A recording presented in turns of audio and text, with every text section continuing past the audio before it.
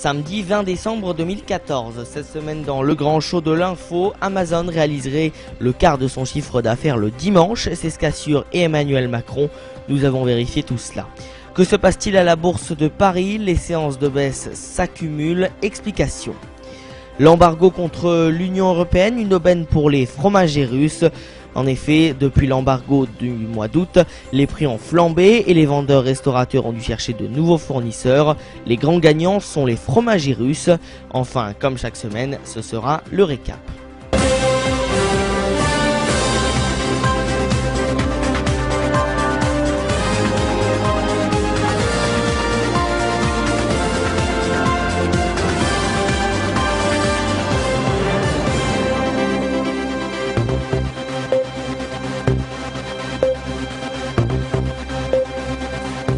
Bonjour à tous et bienvenue dans le grand show de l'info.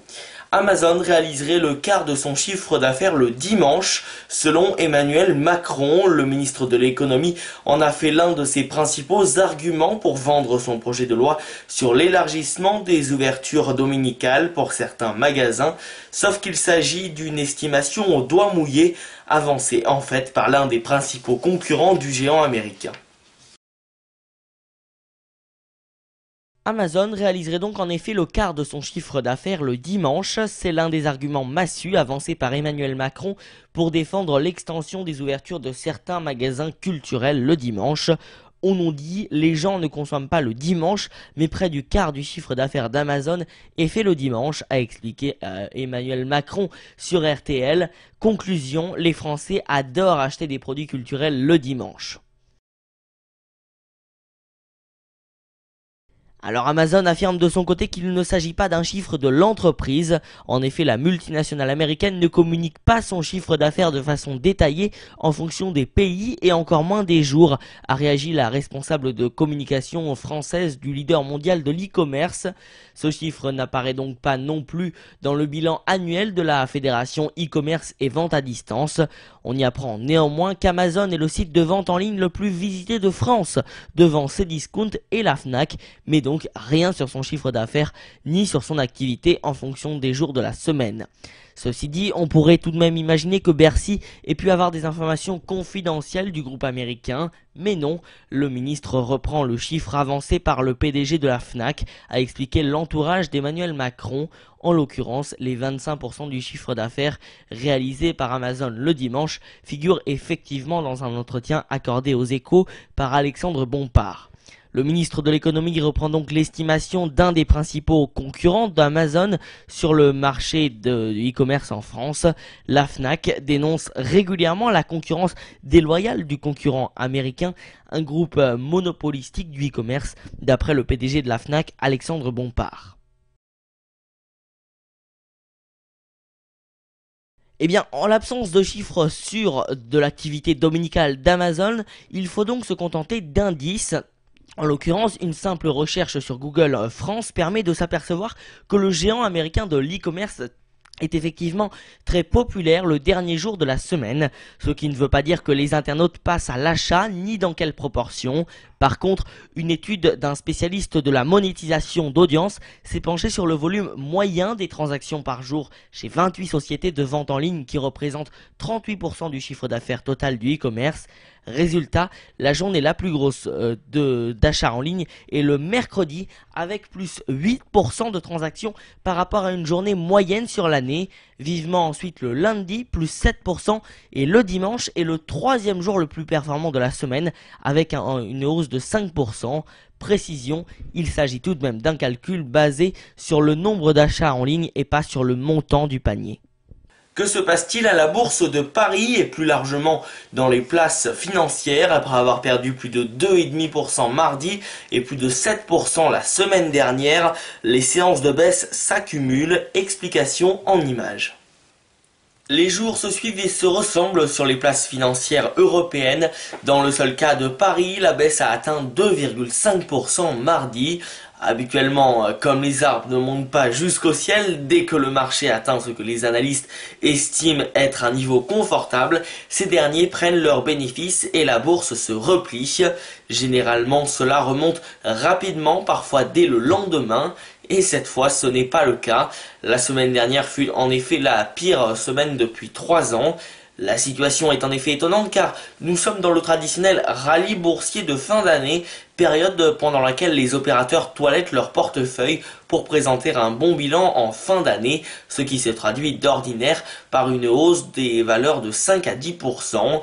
Or là, nous sommes à contre-courant puisque la bourse de Paris vient de lâcher 10% en l'espace d'une semaine. On peut même presque parler de l'explosion d'une bulle financière car les marchés étaient très élevés depuis plusieurs mois. Les investisseurs avaient délaissé le marché obligataire devenu peu rémunérateur et en raison des taux d'intérêt quasi nuls et ils s'étaient reportés sur les actions. Le repli auquel nous assistons est aussi le reflet du climat de confiance déplorable sur l'économie générale.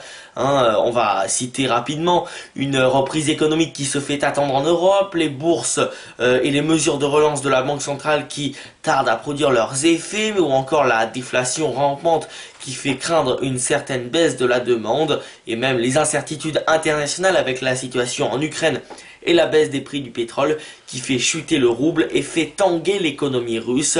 Mouvement logique, les gérants des portefeuilles prennent donc leurs billes en attendant des jours meilleurs. Et si vous possédez vous-même des actions, ou même très peu, ne bougez pas, faites le dos rond, car vendre ces titres aujourd'hui serait le faire en pure perte.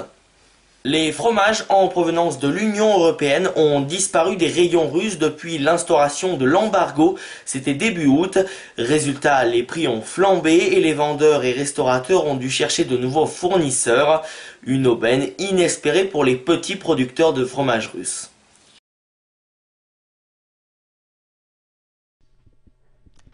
Chez ce fromager moscovite, le fromage suisse est devenu la star de la vitrine. Oubliez les fromages français, hollandais ou italiens, ils sont interdits d'importation en Russie depuis début août. C'est donc terminé les 1350 € d'annuel d'importation de produits laitiers européens. Un embargo décrété par Vladimir Poutine en représailles aux sanctions de l'Union européenne en raison de la crise en Ukraine. Ce jeune chef d'entreprise a donc dû s'adapter, tout comme les grandes surfaces et les restaurants. Tous ont cherché de nouveaux fournisseurs. Résultat, les prix ont explosé. Les prix ont augmenté. La plus petite augmentation, ce sont les fromages suisses. Ils ont augmenté de 20-25% à cause de la chute du rouble et parce que la Suisse est devenue notre principal fournisseur. La hausse la plus importante, c'est le parmesan. Ça a augmenté de 120-150%. C'est devenu un fromage qui se vend à prix d'or. Acheter du fromage de qualité en Russie est donc devenu un luxe. Dès l'entrée en vigueur des sanctions, les clients ont dévalisé les boutiques, achetant parfois des meutes entières. De nouveaux fournisseurs étrangers sont apparus, tels la Serbie et la Tunisie, et bientôt Israël. Mais pas suffisant toutefois pour retrouver le choix proposé avant l'embargo et ses 100 000 tonnes de fromage importés de l'Union européenne par semestre, le plus dur pour les commerçants qui peinent à satisfaire leur clientèle. Mais c'est également une incroyable aubaine pour les producteurs russes qui se sont engouffrés dans la brèche. Nous sommes à 100 km au nord de Moscou. Dans cette petite ferme, l'embargo alimentaire a été vécu comme une bénédiction. Dans le laboratoire de Dimitri, les frigos ne désemplissent pas. Ici, c'est le camembert qui est prêt à vendre. Voilà.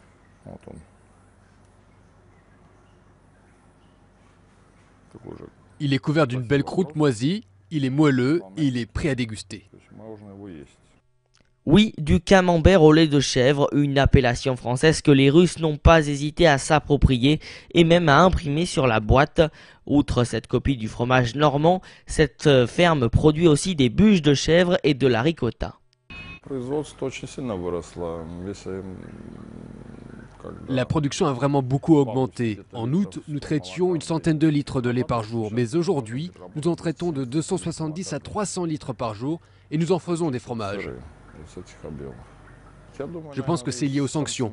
Des clients qui travaillaient avant avec des produits importés viennent maintenant travailler avec nous. Les étables ne désemplissent pas, 150 pensionnaires aujourd'hui et ces petits chevreaux qui sont déjà là pour assurer la relève, seul inconnu jusqu'à quand cette période faste pourra-t-elle durer pour les producteurs de fromage ruche, car dès la levée de l'embargo alimentaire, l'euphorie pourrait bien retomber aussi vite qu'elle est arrivée. Le récap, le résumé complet de l'actualité de la semaine et on commence par cette prise d'otage à Sydney. Une prise d'otage a donc eu lieu lundi en début de soirée dans un café du centre de Sydney, la plus grande ville d'Australie, où un homme agissant apparemment seul a fait brandir un drapeau noir portant des inscriptions blanches en arabe. L'attaque a débuté lundi vers 9h45 heure de Paris dans le café Lint dans le quartier piéton de Martin Place, le secteur où se trouvent aussi les sièges de la Banque centrale australienne et des banques commerciales a été bouclé et des unités d'intervention se sont déployées. Plusieurs bâtiments dont l'Opéra de Sydney et le consulat des États-Unis situés non loin ont été évacués et le visage du preneur d'otages est apparu sur des images très floues de très mauvaise qualité diffusées par les télévisions australiennes. C'est donc un homme d'âge moyen portant une barbe et vêtu d'un t-shirt blanc. Il a donc un bandeau dans les cheveux. On en sait même un peu plus sur lui puisque c'est un réfugié iranien qui a déjà été condamné par la police australienne. Cet homme s'est donc retranché plus de 16 heures en menaçant d'une arme les clients de son établissement et deux morts ont été deux morts donc dans cette prise d'otage et de graves blessés. Le sort du secrétaire général de la CGT et de son bureau confédéral de plus en plus contesté en interne reste suspendu à une nouvelle réunion de la commission exécutive du syndicat début janvier et à une session extraordinaire de son parlement. Thierry Lepont reste donc pour le moment le numéro 1 de la CGT. Une nouvelle carte de l'éducation prioritaire à la rentrée 2015. En effet, cette nouvelle carte verra le jour à la rentrée 2015 pour lutter contre les inégalités.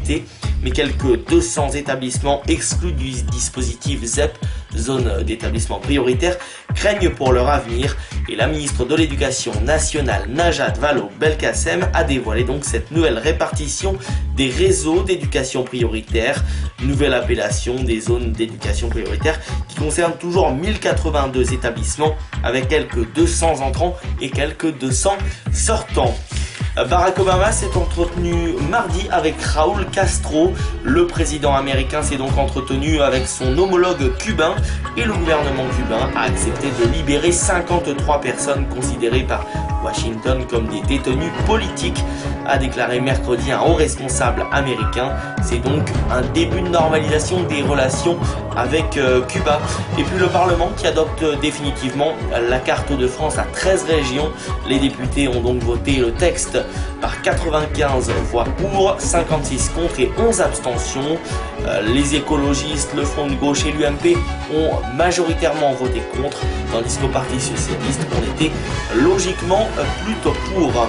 C'est la fin de cette édition. Merci à tous et toutes de nous avoir suivis et rendez-vous samedi prochain sur legrandshowdelinfo.fr pour de nouvelles informations. Et puis d'ici là, je vous souhaite un joyeux Noël et de très bonnes fêtes de fin d'année à tous. Sachez que nous serons là tout de même entre Noël et Jour de l'An. À la semaine prochaine.